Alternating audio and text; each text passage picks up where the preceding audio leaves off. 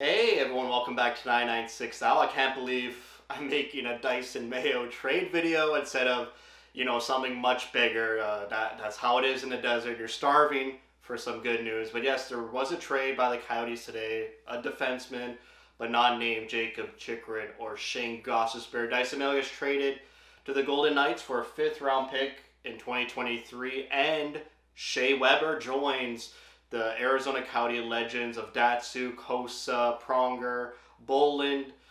List goes on, I guess. Obviously, Weber will not play, so maybe if you're a fan that's not too in tune with the NHL, no, Shea Weber is kind of like retired but injured, and he won't play another game and won't play a game for the Coyotes. He comes with a hefty cap hit of $7.8 million. But don't fret, it's not all real money the Coyotes are paying. So that's the reason why for this video is because people are scratching their heads. What's the point? Why are the Coyotes doing this? Why are they helping Vegas? Why do they only get a fifth round pick? I can answer some of those.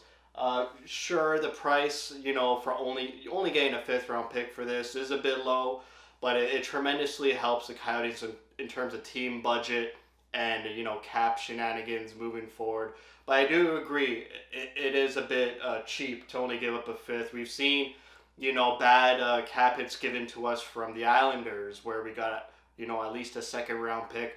Gostisbehere, we got actually Gostisbehere plus a second round pick.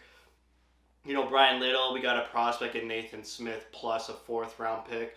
So, it's not Coyotes' first rodeo getting a bad contract, but it is a bit on the cheap side. But maybe they needed to do it immediately. Maybe the Coyotes are handcuffed. Like I said, reaching the cap floor. It could affect them right now, depending on what trades they want to make soon. Chikrin is owed $4.5 million this season. Gostisbehere another $4 million. So maybe, if they didn't if they didn't acquire such a big cap hit, they would go below the floor. But especially for next season, I mentioned it in a previous video, just offhand, that next season they're in trouble for reaching the floor. So this solves that issue very quickly. I thought that'd be an off-season move. But okay, we'll start with real salary owed. They owe Dyson Mayo $2.2 million for the remainder of his contract. Mayo's got 2 more years after this season at a $950,000 cap hit, but real money, it's $2.2 million. And for Weber, in real money, it's $2 million for the rest of the contract. So that's 3.5 years of Weber. Is only $2 million.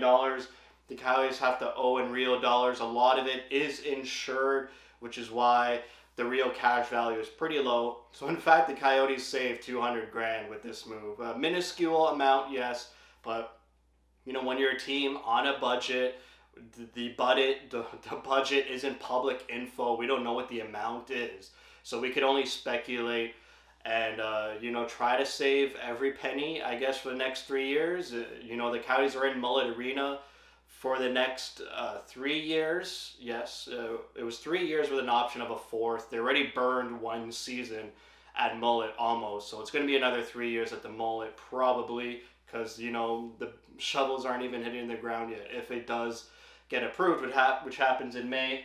I already mentioned the cap floor. They're losing, hopefully, Chikrin and Gostisbehere and Andrew Ladd this offseason. Ladd is getting $5.5 million. That's a lot of money. You get the 5.5 from Ladd, the 2 fours and a bit from Gostisbehere and Chikrin. That's a lot of money you need to replace. And I don't see the Coyotes going out and spending in free agency this offseason coming up. There's no point. I'm not saying they're going to be a terrible team again and tank again. I'm saying they're going to be a team. A lot of entry-level contracts are going to be on their team next year.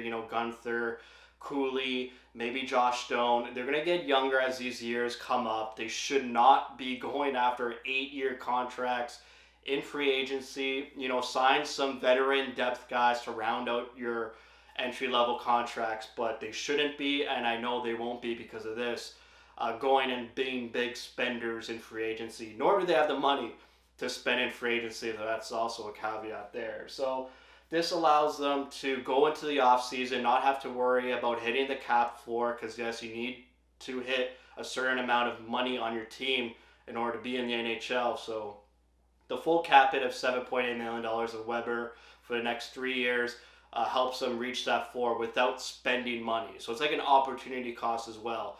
They save real dollars, 200 grand, but also they don't have to spend that, $8 million in free agency or in a trade or acquire a player. They could just load up a team with entry level contracts and still hit the floor. So that's really good for a rebuilding team. Next, not this upcoming offseason, but next offseason, Brian Little makes $5.3 million. He'll come off the books as well. So, for the next 1 or 2 years, a lot of money is coming off the books, and Weber helps circumvent that. And then I already mentioned future spending. Now you might say, hey, what if the Coyotes need that cap space? What's going on? Well, the notable contracts that the Coyotes need to resign in the next 3 years, which is as long as Weber's contract, it's not really notable. Sure, probably the biggest one is Gunther, but I really don't expect like an $8 million contract for Gunther. You never know. He could break out into the scene and be amazing, score 40 goals. You never know, but still, at $8 million, let's say, it's not like the Coyotes are handcuffed with this Weber contract. It just gets them above the floor, maybe by 5-10 million at most, if anything, with all the other spending they do. So it's not like they're going to be right at the cap. They could still afford, if Gunther breaks out, they'll still afford him. Barrett Hayden, don't think he's getting a lot of money either, even though he's playing well now on the top line with Schmaltz and Keller. Michelli needs a contract this offseason. Again, he's only had one really good NHL year, leads all rookies in assists. You're not going to see such a huge contract for Michelli. If anything, maybe a bridge, maybe 3 or 4 million. Acquiring Weber's contract isn't going to hinder that. And then Vejmelka, I think, rounds it out as notable players. Vejmelka's contract will end in about 2 years. So, that's 1 year before Weber's contract expires. We'll see with Vejmelka, and plus they need to sign a backup as well during those 3 years. But again, you're not going out and spending $6, $7, $8 million on a backup goalie, or really maybe a starter, because of Vejmelka. He could stay with the team. He could be re-signed. He won't demand or command over $6 million. If he does, that means he played really well in his last 2 years of his contract. But I don't think Vejmelka would get a lot of money either. And then on defense, J.J. Moser, Victor Soderstrom, and Valimaki, all of those pretty much going to be under $5 million unless something crazy happens and they break out. So not a lot of notable contracts they need to re-sign. This Weber contract, this cap hit, isn't going to hinder them to keep players. It's going to be moving forward, the core of Keller, Schmaltz, Krause, maybe Moser. I would say that they like to, promote Moser a little bit. So let's say Keller, Schmaltz, Krause, Hayden, Michelli, because he's on the roster, and Moser, maybe Vejmelka, and then you a bunch of ELC guys like Cooley. Geeky's going to come maybe in 2 seasons. Josh Doan. You got some guys in Tucson who make a little amount of money, like Yannick, Ben McCartney. So moving forward, the Coyotes are going to keep getting younger, get more entry-level contracts, sign some cheaper veterans, round out the roster. That grit in the bottom 6 that isn't expensive. Like they signed Bukestad for about $1 million this previous offseason. So signings like that, where it's not too expensive, but they help the Coyotes and give them that identity. And yeah, if you're a Vegas fan, you want to know about Mayo, a certified AHL defenseman, really took a nosedive in play after last season. Last season, he was pretty good with the Coyotes. Our blue line was decimated with injuries. He stepped up, played pretty good, was awarded a 3-year contract, which is now one of Bill Armstrong's few blunders. And I'm sure the organization didn't like spending so much money on Mayo while he's in Tucson, because it was a one-way contract he signed. It wasn't two-way, so he's getting paid NHL money in Tucson. So I'm sure management didn't like that at all. So, and this season he played about 15 games, no points. They cut his ice time in half on average. And really in and out of the lineup, never was consistent. And he was scratched the past couple of games too. So it seems like the coaching staff just moved on from Mayo. The competition on the blue line was probably too much for Mayo.